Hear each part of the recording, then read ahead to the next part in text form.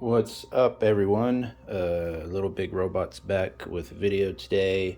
I'm going to go over a line that is one of the main lines I've collected for a few years now. This is, in case you don't know from the title or from what you're seeing here, this is a line made by Lego, surprisingly, called Galidor.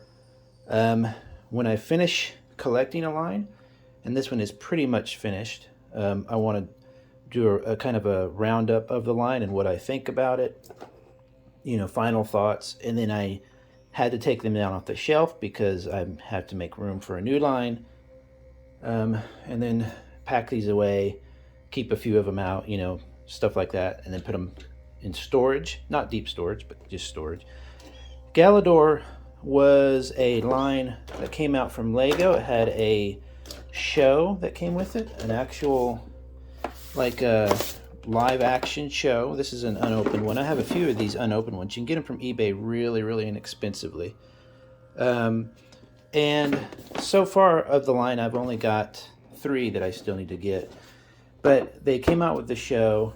You can still see it. You can still see it on YouTube, and I recommend you go and checking out some of it.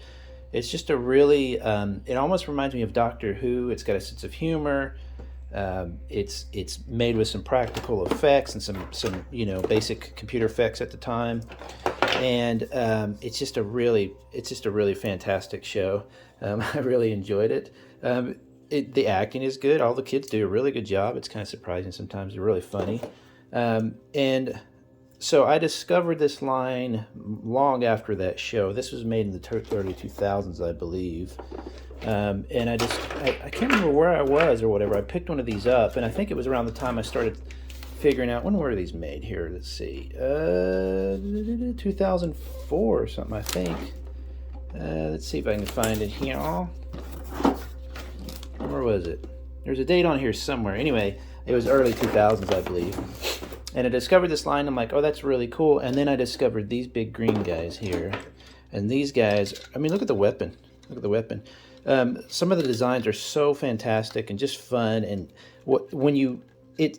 how I explain Galidor to people who, of course, the first thing they say is, well, that was a horrible Lego. Why did Lego do that? And I'm like, well, it's not really a great Lego line, if you want to say, compare it to Legos. It's a great toy line, though. It's a fantastic toy line.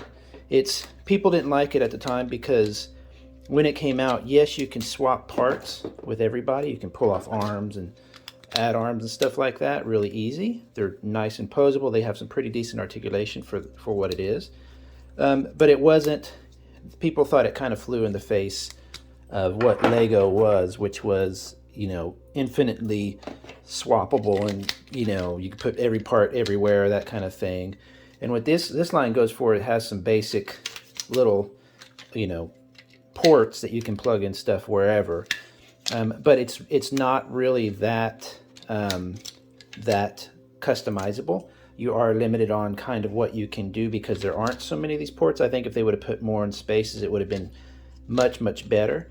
But as a toy line, it's fantastic. I love how these guys are so chunky, and how they feel in the hand. That to me is something really important. I've still got relatively small hands, and even though I'm an ancient old man now at 47, my hands have always been kind of small. So to me, I love how something feels in the hand. You could picture playing with this, and the posability of it, where it's able to lock into place. If you can hear that. It has this just great Lego quality of a function there, that when it locks into place, it's locked in there really well. And even though I've had these are probably, some of these are probably what, almost 20 years old or whatever they are, 15 years old, they still lock into place really nicely. So that's one of the things. You still aren't able to get them in amazing positions, because there's no real in between that point and that point. There's no real in between. So those little micro changes you might make to get them in a good position, you can't really do that. But you can get them into a nice position, pose, and then put them on your shelf and look cool.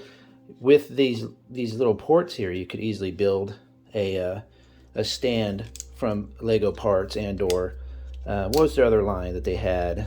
You know, like Bionicle and stuff. So, in fact, I believe Bionicle was a much better received line because it was much more customizable. These are some of the customs I've done with Galidor. This is the body here of that one. So, I've loved how Galidor has allowed me to build these kind of customizable, chunky little figures and just have fun with it. This one here that's a head. You hear the squeaky. That is a head from the McDonald's toys. So, and you know how McDonald's will do toys from shows and stuff. Well, that's just a head I pulled off from the actual little cheat toy in there, and I made her into more like a Borg figure, and gave her some cartoony shading, and I thought that came out really cool. This is a part that you get with Jens, I believe, which is where'd he go? Where did he go? Okay, oh, he's under here. So this is probably one of my favorite ones, other than the green guys. He was just a simple robot type character. In the show, he actually has it's a person in a practical outfit. It's really, really, really interesting. I just liked how this robot looks. You can do his little hair here, pops up and pops in. It's just, his little eye moves and stuff. But he was just a cool looking, I thought he was just a cool looking robot. So what I did with this one is I just kind of washed him and put some warning stickers and stuff on him, and it came out really neat. And so I got to use some of his parts on others. So, and then I made like a ghost pirate thing here, using different parts and stuff, just messing around with like a metallic, like a gunmetal color. One of the problems is when you are customizing though, on the joints where you move, it will rub off the paint. So I've discovered that you typically have to kind of put it in position and leave it there if you don't want the paint to rub off, or just design the custom to where it looks okay with the paint rubbed off in that area. It has these weird little, these little additional things. The three I don't have are the Keck Powerizer. It's a hard one to pronounce.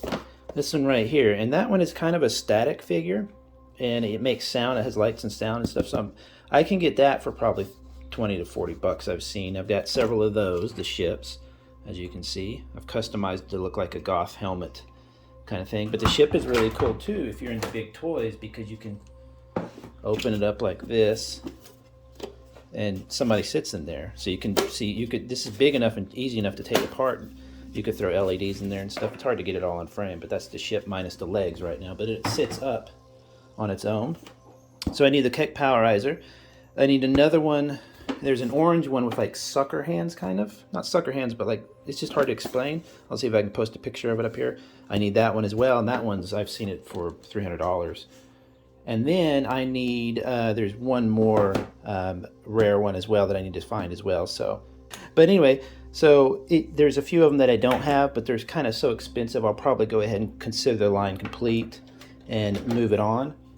Because if I get those later, it will probably be at a great cost.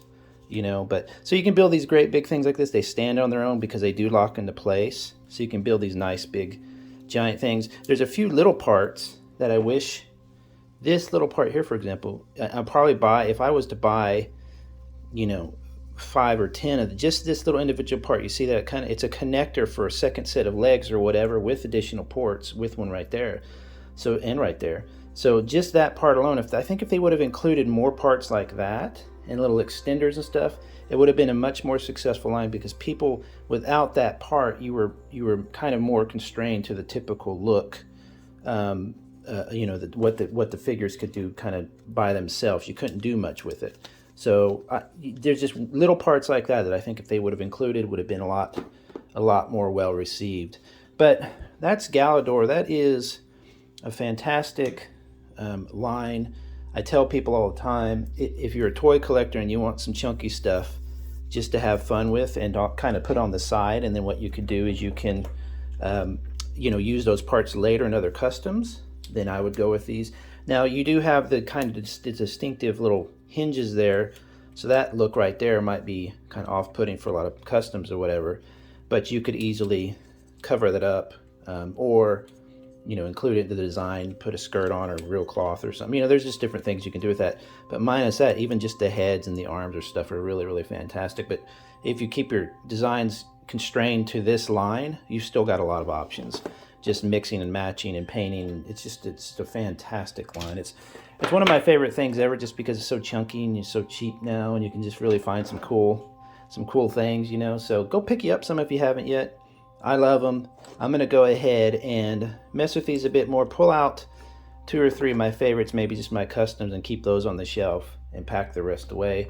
It's unfortunate, but I have you know, space on your shelves is not unlimited. I could fill up my house and I would still run out of space. So I'm gonna have to start thinking about where to put these. So have a good one, everybody. Enjoy your day. Bye-bye.